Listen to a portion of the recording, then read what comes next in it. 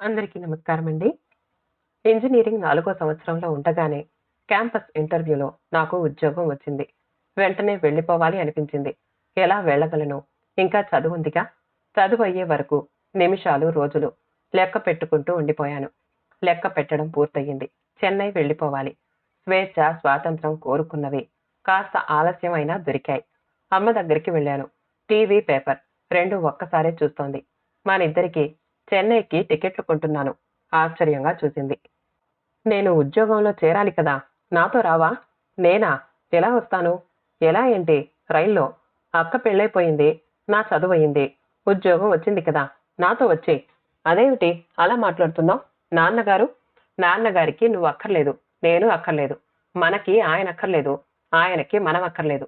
తప్పు. తప్పుట తప్పు. ఏమిటమ్మా తప్పు? నువ్వే చెప్పు. దీన్ని ఇల్లు అంటారా? ఓ జైలు కాదా? ఆయన దృష్టిలో మనం మనుషులమా? అన్నీ ఆయనకు నచ్చినట్లే జరగాలి. అలాగే నడవాలి. ఏ అని కూడా అడగకూడదు. ప్రతి దానికి గొడవ. నోరు పెట్టుకుని రాజ్యం ఏలుతున్నారు. ఎక్కడైనా ఉంటుందా అమ్మాయిలా? నువ్వే చెప్పు. నవ్వింది. నాకదే కోపం. అమ్మకి అన్నీ నవ్వులాటగానే ఉంటుంది. ఎప్పుడెళుతున్నావ్? అంది. నేనన్నది పట్టించుకోకుండా. ఊ కాదు, మూ అన్నాను ఉక్రోషంగా. మళ్ళా నవ్వింది. నువ్వు అంతా మీ నాన్నే. మంచి రోజు చూస్తాను. ఆ తెలుగు క్యాలెండర్ ఇలా తీసుకురా. నిజం చెప్పు. నిజంగా నువ్వు రావా? ఏమిటి పంతం? అర్థం లేనిది. విసుక్కుంది. వద్దమ్మా. నువ్విక్కడ ఉండకు. నీ విలువ నాన్నగారికి తెలీదు. అసలు నువ్వు నాన్నగారితో సుఖపడింది ఏమైనా ఉందా? నాకు తెలీదా? నేను చూడలేదా? ఎన్నిసార్లు ఏడవలేదు? ఎన్నిసార్లు అన్నం మానేయలేదు? ప్రశాంతంగా చూసింది. నేనొక్కటి చెప్తాను. నీకు అమ్మ కష్టపడింది అని అనిపిస్తే ఆ కష్టాలు నీ భార్యకి రానీకు. నాన్నగారి వల్ల నీకు బాధలు కలిగాయి అంటే ఆ బాధలు నీ పిల్లలకి రానీకు. అదేంటమ్మా? అదంతే. మనిషి ప్రవర్తనకి కారణం ఇంట్లోని వాతావరణం. నాన్నగారిది పెద్ద కుటుంబం. సమిష్టి కుటుంబం. సంపాదన తక్కువ. ఇంటి నిండా మనుషులు. చదువులు, పుస్తకాలు. ఓ వయసు వాళ్ళకైతే పురుళ్ళు, పుణ్యాలు. మరో వయసు వాళ్ళకి ఇల్లుని ఒక్క త్రాటి మీద నడపాలంటే ఇంటి పెద్దకి కోపం ఉండాల్సిందే. నియమాలు ఉండాల్సిందే. అలాంటప్పుడు ప్రేమ, ఆప్యాయతలకి స్థలం ఎందుకుంటుంది? ఆ వాతావరణంలో పెరిగినప్పుడు అందరికీ అదే వస్తాయి. నీ అదృష్టం నువ్వొక్కడివే అరకిలో బంగాళాదుంపలు వేయిస్తే అంతా నువ్వే తినేసినా దెబ్బలాడేవాళ్ళు లేరు. కానీ మీ నాన్నగారి చిన్నప్పుడు 2 కిలోలు దుంపలు వేయించినా అందరికీ ఒక్కటేసారి వేయడం. మారు అన్న మాటే ఉండదు. మంచిగా, ప్రేమగా మాట్లాడడం, నవ్వుతూ హాయి అయిన వాతావరణం అన్నదే లేని ఇంట్లో నుంచి వచ్చినప్పుడు అలాగే ఉంటారు. అది వాళ్ళు తప్పు కాదు. వాళ్ళ పరిస్థితి అలాంటిది. ఒరేయ్! నువ్వు మీ నాన్నగారు పెరిగినట్లు పెరగలేదు. నువ్వు నీ భార్యని బాగా చూసుకో. నీ పిల్లల్ని చాలా మంచిగా, ఓపిగ్గా పెంచు. అవన్నీ తర్వాత. చెప్పు. ఏ రోజున వెళదాం? సరే. ఎన్ని రోజులకి రాను? రిటర్న్ టికెట్ కూడా కొనిస్తే ఎన్ని రోజులేంటి? ఎప్పటికీ నువ్వు నాతోనే ఉండాలి. ఎప్పటికీ నువ్వు సంతోషంగా ఉండేలా చేస్తాను. బోలెడు బంగారం, నువ్వు కోరుకునే మెడ్రాస్ పట్టు చీరలు ఎన్నో కొంటాను గర్వంగా అన్నాను. పక్కున నవ్వింది. చిన్న పిల్లనా? అన్నీ ఆశలు పెట్టావు? ఆశ చూపిస్తే ఎప్పటికీ నీతో ఉంటాననా? విషయం చాలా సీరియస్. గుర్తుంచుకో. నా మొహంలోకి చూసింది. నాన్నగారిని వదిలేసి నీతో వచ్చేయమంటావు. అదే కదా నువ్వనేది? తడబడ్డాను. సరే. మనిద్దరం గుర్తు పెట్టుకోవాల్సింది కొన్ని ఉన్నాయి. ఒక్కసారి ఈ ఇల్లు దాటానంటే మళ్ళా ఈ ఇంట్లోకి నేను వచ్చే పరిస్థితి రాకూడదు. నిన్ను నమ్మి నీతో వచ్చేస్తే నేను బ్రతికినన్నాళ్ళు నీ ఇంట్లోనే ఉండాలి. కానీ ఇక్కడ నువ్వొకటి గుర్తుంచుకోవాలి. నీకు పెళ్ళవుతుంది. పిల్లలు పుడతారు. నువ్వు నా మీద చూపే ప్రేమ, నాకు నువ్విచ్చే గౌరవం, నా మీద సానుభూతితో కావచ్చు. మనం ఒకేలాంటి సఫరింగ్స్‌ని ఎదుర్కొంటున్న వాళ్ళం అనేది కూడా కావచ్చు. మీ వాళ్ళకి ఇలాంటి భావాలు నా మీద ఉండాలన్న రూలేం లేదు కదా! ఒక్కోసారి నువ్వు కొన్ని ఇబ్బందికరమైన పరిస్థితుల్లో నీ భార్య వైపు మొగ్గవచ్చు. అది నా అభిమానం మీద దెబ్బతీయొచ్చు. నీది, నాది అన్న భావం నీ భార్యలో రావచ్చు. డబ్బు చేతిలో లేకపోతే నేను ఇబ్బంది పడొచ్చు. ఒక్కోసారి ఒక్క రూపాయి కోసం కక్కుర్తి పడొచ్చు. నేను ఇది ఊహించనిది. మౌనంగా ఉండిపోయాను. మళ్ళీ అమ్మే అంది. నీకు ఆవేశం ఎక్కువ. ఆలోచన తక్కువ. నువ్వు చేసినదే. ఇదే మీ నాన్నగారు చేస్తారు. నువ్వు మరో నాన్నగారిలాగా అవ్వడానికి ఇవన్నీ మెట్లు. మీ ఇద్దరిలో వయస్సులో తేడా ఉన్నా ఇద్దరి ప్రవర్తనలో పెద్ద తేడా లేదు. నీకున్న పరిధిలో నువ్వు ఓ రకంగా గొడవ పెడితే మీ నా మీ నాన్నగారు అధికారంతో ఉన్న పరిధిలో మరో రకమైన గొడవలు. నువ్వు మీ నాన్నగారిని నా ముందు విమర్శిస్తూ ఉంటే మీ నాన్నగారు నీ గురించి నా దగ్గర అంటారు. తేడా ఏమీ లేదు. నిన్ను క్షమించేస్తున్నాను. అలాగే మీ నాన్నగారిని క్షమించేస్తున్నాను. నీకు తెలియకుండానే నీలో కొన్ని భావాలు, మాటలు, ప్రవర్తన మీ నాన్నగారిది వచ్చేసింది. మీ ఇద్దరి దగ్గర నా స్వాతంత్రం ఎలా ఉందో నేను చెప్తాను. నా మనసులోని భావాలు, ఆలోచనలు ఏవైనా ఏవైనా కామెంట్స్ నీకన్నా ఎక్కువ స్వతంత్రంగా మీ నాన్నగారితోనే చెప్పగలుగుతాను. నిన్ను ఓ రూపాయి అడగడానికైనా ఓ అడుగు వెనక్కి వేస్తానేమో కానీ మీ నాన్నగారిని 1000 రూపాయలు అడగడానికి సంకోచించను. నేను ఓ రోజున పడుకుంటే కాఫీ మీ నాన్నగారు తెచ్చినంత త్వరగా మీ అక్క తమ్ముళ్ళు తేలేరు. ఇది ఇప్పుడు అప్రస్తుతం అనుకో. ఆలోచనలు మన వరకే. ప్రవర్తన మన చుట్టూ ఉన్న వాళ్ళ కోసం. అందుకని మనల్ని చాలా మంది గమనిస్తున్నారని గుర్తుపెట్టుకోవాలి. అప్పుడు మన మీద అభిప్రాయాలు వాళ్ళకి మంచివి ఏర్పడతాయి. ఓ మంచి మొగుడిగా, ఓ మంచి నాన్నగా ఉండాలంటే ఎదుటి వాళ్ళు మారాలని అనుకోకు. ముందు నువ్వు మారు. మీ నాన్నగారిలో ఉన్న తప్పులు నీలో ఉండకుండా ఉండేందుకే ప్రయత్నం చెయ్యి. ఓ మంచి నాన్న ఎలా ఉంటారో నీ పిల్లల దగ్గర చూపించు. తరాల మారుతున్నప్పుడు ప్రవర్తనలో మార్పు రావాలి. అప్పుడే ఎవల్యూషన్ జరుగుతోందని అర్థం. భావాలు మారాలి. నాన్నరికం, పెద్దరికాన్ని మర్చిపోవాలి. మీ నాన్నగారిలో నీకు కనిపించిన తప్పులు నీలో నీ పిల్లలకి కనబడనివ్వకు. మనందరం మనుషులం. బలహీనతలు ఉంటాయి. అయితే డిగ్రీల్లో తేడా ఉండొచ్చు. క్షమించడం నేర్చుకో. నీకు పీస్ కావాలని అనుకుంటే. అయితే నువ్వు రానంటావు. నీ ఇష్టం. ఓ మంచి రోజు క్యాలెండర్లో చూసుకుని చెన్నైకి వెళ్ళిపోయాను. ఆ తర్వాత దేవసేనతో నా పెళ్ళైపోయింది. పిల్లలు పుట్టారు నాకు. నాకు నాన్నగారికి మధ్య దూరం పెరగలేదు, తరగలేదు. దూరం తగ్గించడానికి ఇద్దరం ప్రయత్నించలేదు. ఆ తర్వాత 4 కంపెనీలు మారి ఆఖరికి గుర్గాంకొచ్చాను. పిల్లలు దేవసేన నెల్లూరు వెళ్ళేవాళ్ళు. కానీ నేనేనాడు మా ఇంటికెళ్ళలేదు. తల్లిదండ్రుల్ని చూడాలని వాడికుండాలి. కొడుక్కుండాల్సినవి కొన్ని ఉంటాయి. అందులో తల్లిదండ్రుల్ని చూడాల్సిన ధర్మాన్ని నిర్వర్తించడం, చెప్పి చేయించుకోవాల్సిన పని లేదు. ఆ స్థితి వచ్చిందంటే అది ఖచ్చితంగా మా పెంపకంలోని లోపం అని అమ్మ అందిట. నాన్నగారు రిటైర్ అయ్యాక ఓసారి ఇంటికి వెళ్లాల్సొచ్చింది. ఆయన దగ్గర నుంచుని మాట్లాడలేకపోయాను. ఆయన ముందు గదిలో ఉంటే నేను మరో గదిలో ఉండిపోయాను. ఎక్కడో మూలల్లో నుంచి అనిపిస్తోంది ఇది సహజంగా లేదని. అందరి ఇళ్లల్లో ఇంతేనా? మా ఇంట్లోనేనా? మా మధ్య ఎందుకింత దూరం? అప్పుడంతా చిన్నతనం, భయం ఉండేది. ఇప్పుడు పెద్దగా అయ్యాను. అయినా ఏమిటిది? భయమా? భక్త? చిన్నప్పటి నుంచి ఆయన నాతో మంచిగా ఉండి ఉంటే నాకు ఆయన మీద మంచి అభిప్రాయం ఉండేదా? ఈ రోజున మధ్యలో రమ్మంటే ఎక్కడి నుంచి వస్తుంది? అభిప్రాయాలు మారడం లేదు. ఇది కారణం కావచ్చు. మా ఇద్దరి మధ్య దూరం తరగాలంటే నా వైపు నుంచి నేనే ప్రయత్నం చేయాలా? ఆయన ప్రయత్నం ఏమీ ఉండదా? స్కూల్లో చదువుకునే రోజుల్లో ఏమీ పెద్దగా తెలీదు. ఏదో అప్పట్లో ఏర్పడ్డ అభిప్రాయాలు. ఆ అభిప్రాయాలు మారలేదు.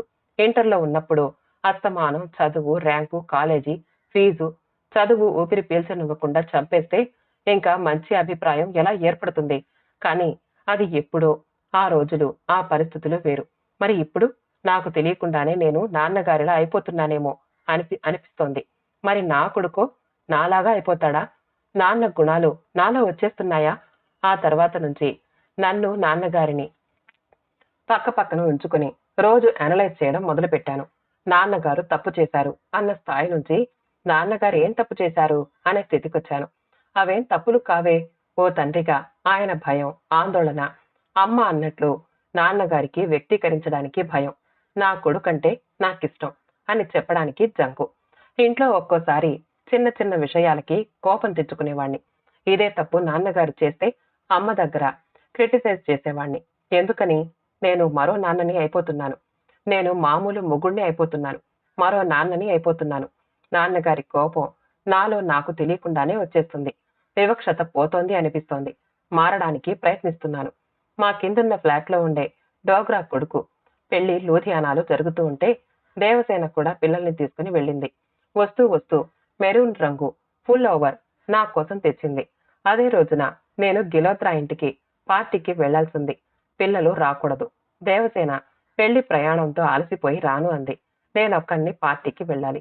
జీన్స్ ప్యాంటు, షర్టు, కొత్త స్వెటర్ తీసి ఓ పక్కగా పెట్టుకున్నాను. గిలోత్రా ఇల్లు లాజ్పత్ నగర్. ఎంత లేదన్నా 1.5 గంటల ప్రయాణం. పిల్లలకి చెప్పలేదు నా పార్టీ గురించి, నేను వెళ్లడం గురించి. తెలిస్తే గొడవ ఎలాగో అవుతుంది. అంత దానికి పొద్దున్నుంచి గొడవ ఎందుకు?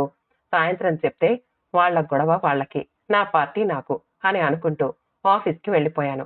సాయంత్రం ఇంటికొచ్చే ముందు మెక్‌డానల్డ్స్‌లో 2 పిజ్జాలు, 2 బర్గర్‌లు, ఓ కోక్ పిల్లల కోసం తెచ్చాను. ఇంట్లో పిల్లలు లేరు. పెద్దవాడు కోచింగ్, రెండోవాడు క్రికెట్‌కి వెళ్లి ఉంటారు.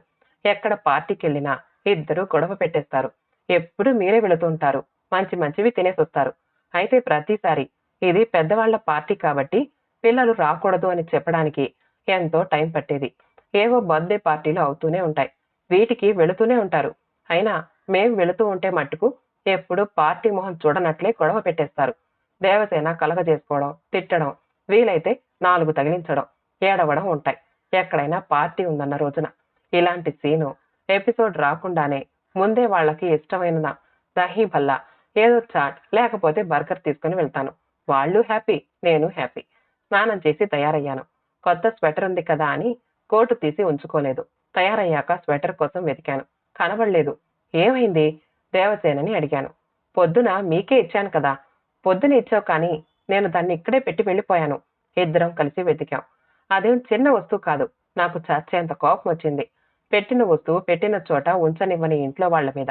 విసుగు, చిరాకు, కోపం అన్నీ ఒక్కసారిగా వచ్చాయి. పొద్దుట్నుంచి అనుకున్న డ్రెస్సు, స్వెటర్ అది ఉంది కదా అని వేరేది చూసుకోలేదు.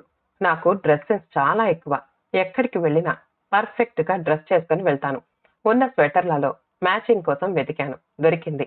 నేను వేసుకున్న జీన్స్‌కి సరిపోయే ఆలివ్ గ్రీన్ మీద తెల్ల డైమండ్స్‌లున్న డిజైన్‌లున్న ఫుల్ ఓవర్ వేసుకున్నాను. ఆ స్వెటర్ కిందటి పార్టీలో వేసుకున్నాను. అందరూ గమనిస్తున్నారా? గమనిస్తారా? అని ఆలోచిస్తూనే బూట్లు వేసుకుని, గ్లౌసు, కారు తాళం చేతులు తీసుకుని ముందు గదిలోకొచ్చాను.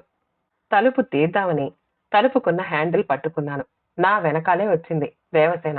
అదే టైంలో తలుపు తీసుకుని పాట పాడుకుంటూ లోపలికి రాబోతున్న నా పుత్రరత్నం నన్ను గుమ్మం దగ్గరే చూసి ఆగిపోయాడు. బిత్తర చూపులు చూడడం మొదలెట్టాడు.